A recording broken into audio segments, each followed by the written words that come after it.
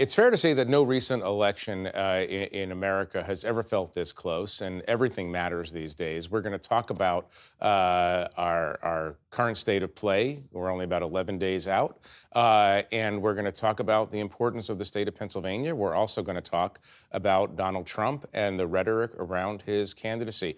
We're going to talk to, if we get a little time, we're going to talk about some developing news, apparently an Israeli strike on Iran, retaliation for the previous Iranian strike on Israel, but that is just a breaking story, and we're going to try to talk about that a little bit if we get more information. But joining me to talk about all of this is Anne Applebaum, a staff writer at The Atlantic and author of the new book, Autocracy, Inc., The Dictators Who Want to Run the World.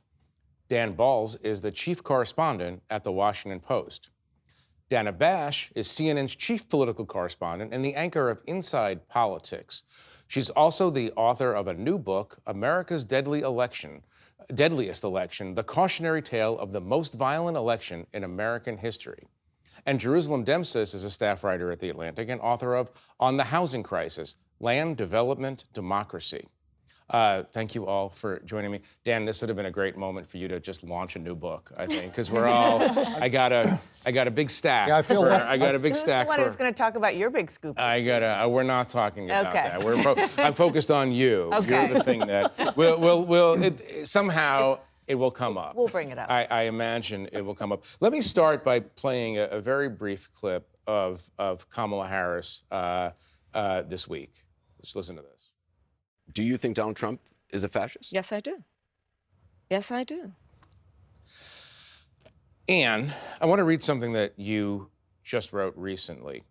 Quote, when he, Trump, suggests that he would target both legal and illegal immigrants or use the military arbitrarily against U.S. citizens, he does so knowing that past dictatorships have used public displays of violence to build popular support. By calling for mass violence, he hints at his admiration for these dictatorships, but also demonstrates disdain for the rule of law and prepares his followers to accept the idea that his regime could, like its predecessors, break the law with impunity.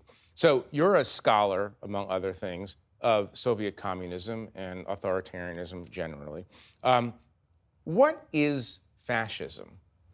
So fascism was a movement that was created in the 1930s, and it's hard to define because it's more about emotion over reason. It's about creating a leader who says that he embodies the will of the people and that his will is stronger than the rule of law and stronger than the Constitution. It's a movement, typically fascist leaders or leaders who use fascist tactics will divide the nation into the real people and the outsiders, immigrants, foreigners, traitors, seek to create a kind of cult of hatred against them in order to build up the sensibility of the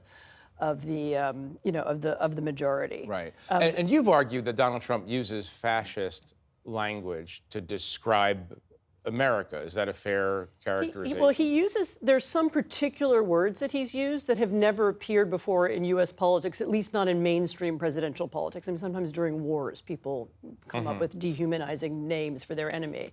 But using the language, talking about immigrants poisoning the blood of the nation, I mean, this is you can find it in Hitler's speeches. And that was, when I wrote that article, that's all I did was look for those quotations, where he talks about vermin. He talks about, the radical left who are vermin, and this is language that comes from the 1930s. Actually, it wasn't only Hitler who used it. Mussolini used it. Right. Stalin used it. The East German Stasi used it, and it's part of that kind of politics. Let me just pressure test something that you said with Dan, who is a veteran political correspondent. I'm not trying to imply anything about the number of years you've been doing it, but it's more than a dozen. More than a dozen. More than a dozen. Fair You've enough. covered a lot of races, local, state, and national. Is it fair to say that the language that we see deployed by Donald Trump is language that we really haven't heard in the modern era in American politics? Your memory goes back further than your time in journalism, Yeah, obviously. without question. I don't think, I mean, we have never had a candidate for president or a president of the United States who has talked the way Donald Trump talks. And the remarkable thing is, the more he has talked in that way, the more he has developed a loyal readership. I mean, one other aspect of fascism is the degree to which it comes from beneath a leader as well as from the leader. And I think what we've seen in the creation of Trumpism is a country in which there are followers who accept this as a way to talk about other people and a way to talk about the state of the country. So you're absolutely right. We've never seen anything like this. I have to ask you, and the rest of the panel as well, to what degree are you surprised by this phenomenon? Well, I think I would say, given your experience in Yeah, watching no, American politics and understanding where the guardrails traditionally have been. Well, I think at an early point we were quite surprised, and today I don't think people are surprised that what comes out of his mouth at rallies and other things. I think the question is, does it have an effect on an election at this point? You know, we're 11 days away, and one of the things I sense when you talk to voters is that there are many voters who hear this, recognize it as kind of outside the norm, but nonetheless are prepared to support him for other reasons, which have to do with their sense of who's going to be better for them. Right. Dana. And the thing to keep in mind, just strategically, as we are getting closer and closer to Election Day, is that even though this is an example and a manifestation of what we have seen and heard from Donald Trump in various times for 9 years, it is definitely stronger. It's more strident. It's frankly more disgusting in a lot of ways, and it is intentional because what the Trump campaign is trying to do isn't necessarily persuade those swing voters, the few who exist still, which the Harris campaign is trying to do. They are trying to find low propensity voters who are interested in this kind of rhetoric, who are sort of animated by this kind of rhetoric and this kind of point of view, but have always been really disconnected to politics and to voting, to try to find them and say, see, he's your guy. Get off the couch and come vote for him. And I think that there's also like a level to which we've kind of forgotten that 2016 was not as remarkable in the rhetoric that Trump was using. I mean, let's look back at the speeches and the kind of things that he was saying. They weren't good, but there's a level to which it's really escalated, the kinds of comments that Vance was making about Haitian immigrants in Ohio. I mean, I think there's a level to which it's escalated. He did start in 2015 by warning about Mexican rapists. Totally, I mean, but I just think that there's an traditional escalation. Totally, I think there's an escalation to what he's actually been talking about this time. Yeah, I think it's amped up considerably. Right. I want to note something that Mitch McConnell, the Senate, and Mike Johnson, Speaker of the House, they've just condemned Kamala Harris for her allegedly extreme rhetoric. They said in a statement, the Democratic nominee for President of the United States has only fanned the flames beneath, it's a little bit overwritten if you ask me, has only fanned the flames beneath a boiling cauldron of political animus. Her most recent and most reckless invocations of the darkest evil of the 20th century seem to dare it to boil over. I missed the statement that they made about Trump calling America a garbage can. Well, there's the garbage can rhetoric. Wait, remind us, because that just came today, I think. He said that in his latest attempt to be even more sort of out of control on his rhetoric, he said that what is happening with illegal immigration, undocumented immigrants are making America like a garbage can. Right. And your point is that we didn't hear that kind of language, generally speaking, in I just think it's 2016. gotten amped up. And I mean, like, when I think about what's happening even here with Republicans defending this sort of rhetoric and kind of trying to turn it on Harris, there's a level to of strategy that's going on here, right? They've realized that, especially after the assassination attempts, if they can make it seem like on on both candidates' parts, there are rhetorical flourishes that are being used that are raising the temperature, then they don't have to worry about having to compete on that when it comes to Election Day. Right. Dan, you, among other things, you watch Mitch McConnell closely, watched him for a long time. Does this strike you as odd that McConnell, who we know doesn't Who loathes Donald Trump? loathes, if you want to go with loathes, we'll go with loathes, Donald Trump.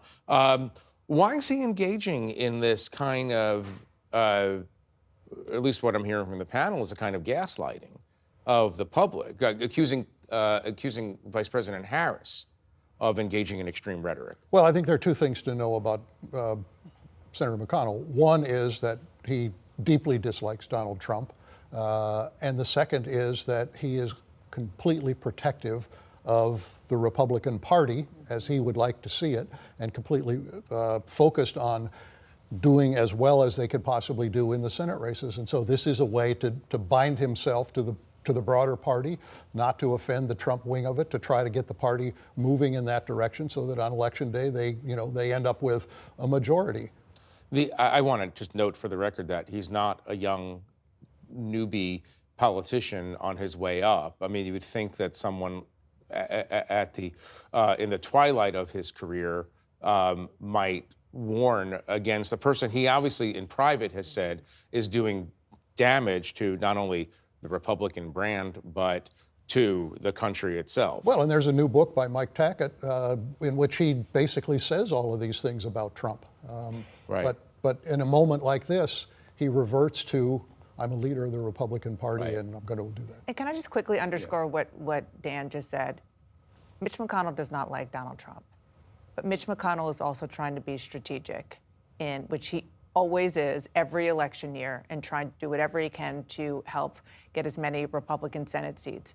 Usually, in the Trump era, that has backfired, but it is an example of the larger narrative of the Republican Party, that these Republican leaders do not like Donald Trump, but they're still saying things like this because they see him as a means to getting other things that they want politically. Right. And you were going to. No, I was just going to say that it's also, I mean, this is a known strategy to, immediately as soon as Donald Trump says something, I mean, this was what the Wall Street Journal did a few days ago. As soon as he says something outrageous, then the next reaction is to say, but Harris is just as outrageous, or she's also evil, or Biden is evil. They need to, they need to make, it's kind of both sidesism, but it's also, you need to make the other side just as bad. And that's Right. it's also a way of explaining it to yourself. Right. So we're going to vote for Donald Trump, even though he says he likes Hitler's generals.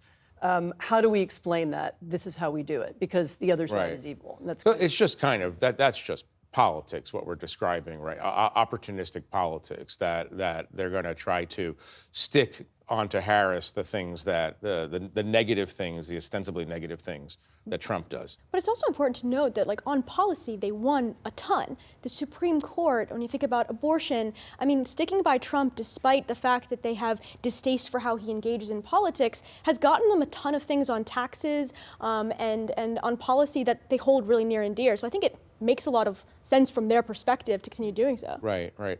I want to switch slightly topics. I want to play a brief clip of Donald Trump talking about January 6th. But that was a day of love from the standpoint of the millions, it's like hundreds of thousands. So, Dana, you've written a book, an excellent book, America's Deadliest Election. I'm holding it up so people can see it at home. The least I can do, Thank the you. least we can do is get good books out there. So it's a book about American political violence, a particular example of American political violence, perhaps one of the worst. But you've studied this very subject for a while. And based on your study of history, and in this current moment, how do you assess the conditions now for wider political violence in the coming days, weeks, and months? Give us a temperature check. I mean, not to be Debbie Downer here, but the conditions are ripe for bad things. This hasn't to been happen. s'mores and beach Yeah. blanket bingo so far, so It don't hasn't. worry about It being hasn't. Debbie Downer. It hasn't, but that's true. In 1872 and then in 1876, which this book is about, it was real violence, and it was racially based violence. Give us the 30-second. The 32nd is it was Reconstruction after the Civil War, and the Southern Democrats were trying to find a way to keep their society the way it was. They didn't have slaves anymore, but they didn't want blacks to have equality. So they realized they could do it at the ballot box because black men had the ability to vote. And so they started to disenfranchise them, and in many cases, actually, there was violence and murder. And it erupted in total chaos in Louisiana. And there were massacres. There was blood on the street. There was insurrections. And so it has happened before, and they couldn't figure out who won. This was a governor's race back then. Back then, there was actual fraud. Now there are, I think, mere allegations of widespread fraud without proof of it. But it doesn't change the fact that if people are ginned up by the leaders who are supposed to be trying to keep the calm and trying to appeal to the notion of peaceful transition of power, people can easily get ginned up. And that is what happened then, and we saw what happened on January 6, 2021. It was not a day of peace. Nobody with eyes or ears thinks that it was a day of peace. Right, right.